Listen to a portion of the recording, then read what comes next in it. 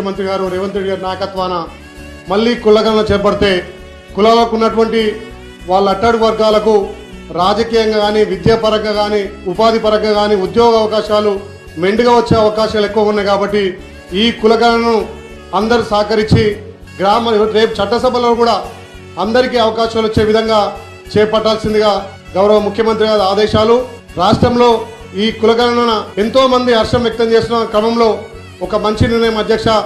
ఈ నిర్ణయం ద్వారా అట్టడుగు వర్గాలు ఇవాళ భారతదేశంలో ఉన్నటువంటి 120% ఉన్న సంపన్నులే ఆర్థికంగా కానీ రాజకీయంగా కానీ పదవులు పొందట్లో కూడా వాళ్ళే పెత్తనం జరుగుతుంది. కావున 80% అన్ని వర్గాలకు న్యాయం జరగాలంటే కులగణన ఖచ్చితంగా జరగాల్సిన అవసరం ఉంది. కాబట్టి ఇది ప్రజాపాలన, ప్రజల చేత ఎన్నుకోబడ్డ పాలన.